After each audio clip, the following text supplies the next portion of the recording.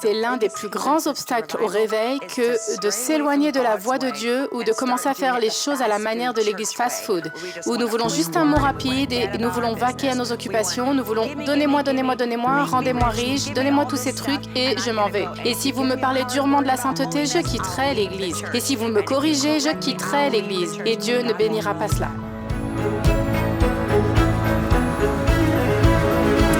Est-ce que tu peux nous expliquer en fait qu'est-ce que c'est le réveil réellement dans le concret, un réveil personnel, mais peut-être aussi développer sur comment ça peut toucher une église, comment ça peut toucher une ville et comment ça peut même toucher une nation?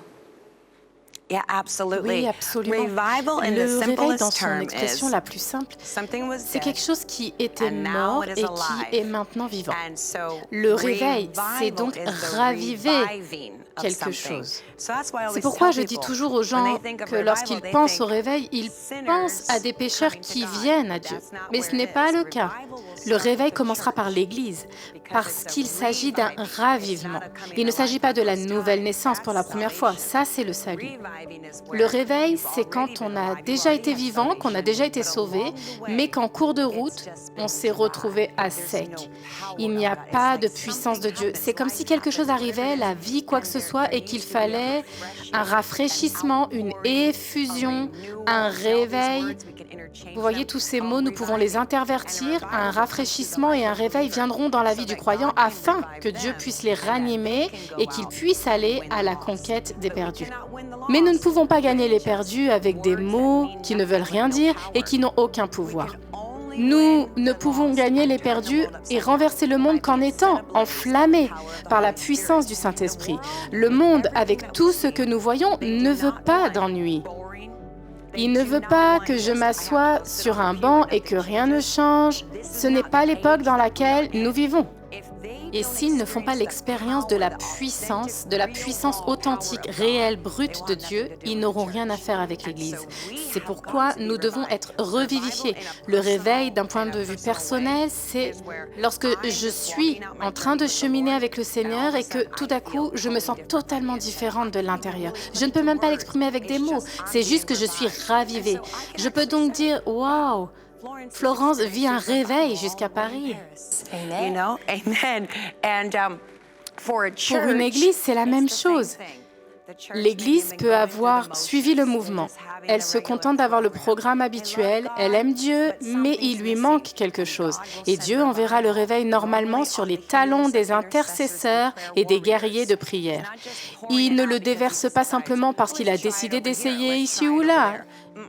Non, il y a une faim qui l'attire, mais il y a une formule pour cela et c'est la faim.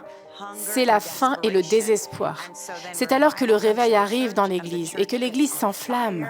Et tout se passe. Souvent, elle prolonge ses services, comme nous l'avons vu à Brownsville pendant 5 ans, 6 jours par semaine en plein réveil.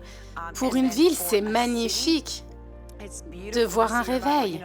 La Bible dit que lorsque la délivrance arrive, elle apporte la joie à la ville et ce qui se passe, c'est que la ville change.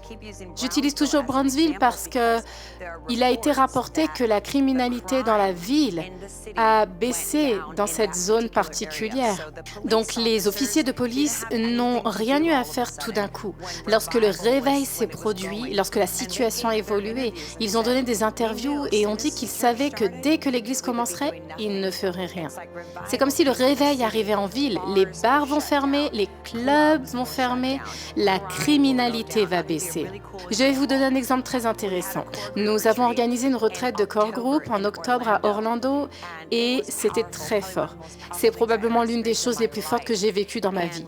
Juste après, nous avons commencé à recevoir des rapports des services de protection de l'enfance, les travailleurs, les femmes qui travaillaient pour eux dans core group. Ils ont dit, ce jour-là, quand vous vous êtes tous réunis, il s'est passé quelque chose d'étrange. Nous n'avons reçu aucun appel. C'est du jamais vu. Elle pensait que les téléphones étaient cassés. Aucun appel n'a été reçu pour des enfants en danger ou nécessitant l'intervention des services d'urgence. Comment cela s'est-il produit? Parce que le réveil est arrivé dans une ville. Et c'est pour cela que nous devons lutter. Je ne me contente pas de 2 jours de « Oh, c'est tellement beau, j'ai la chair de poule ». Non, il faut une transformation durable pour que nous puissions être ceux qui qui mettront le monde à l'envers. Amen.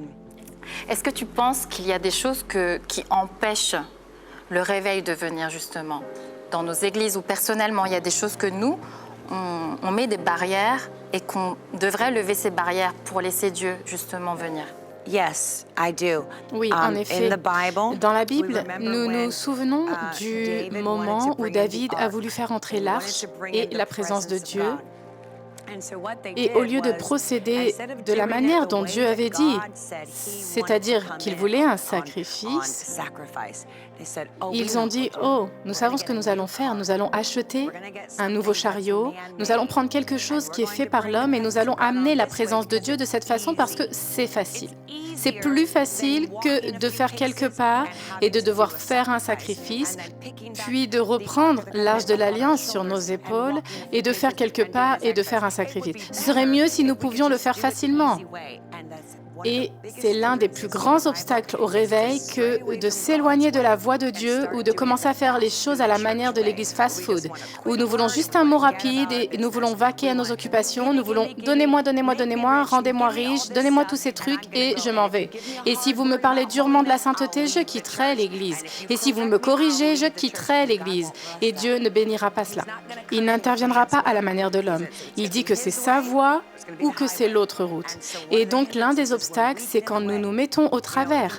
Nous pouvons voir l'histoire des réveils dans le passé. Quand toutes ces choses incroyables se produisaient, vous vous dites « Waouh, comment ?» Et puis tout d'un coup, le réveil s'est arrêté. Que s'est-il passé? Si vous commencez à poser des questions, à faire des interviews et à demander « Que s'est-il passé ?» vous remarquerez que les gens diront « Oh, eh bien, nous avons pensé qu'il était préférable, après tout ce temps, de commencer à faire cela, et nous avons pensé que nous pouvions commencer à construire cela. » Et ce qu'ils ont fait, c'est qu'ils ont commencé à poser leurs mains sur l'arche. Lorsqu'il a voulu toucher l'arche pour la stabiliser, il est tombé raide mort. Nous regardons cela et nous nous disons « C'est tellement injuste. » Mais dans le monde de Dieu, on ne peut pas toucher sa gloire. On ne peut pas obtenir sa gloire. Avec le corps groupe, je n'en tire aucune gloire. Je suis juste avec les autres sœurs. Nous regardons tout ensemble et nous nous disons « Waouh, personne ne me regarde comme ça. » Nous regardons tout Dieu comme « Waouh ». Et donc l'un des obstacles est quand vous perdez la faim, vous perdez le réveil.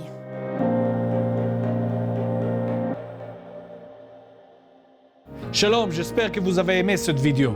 Abonnez-vous pour ne pas rater nos programmes. Merci de faire partie de notre famille TBN.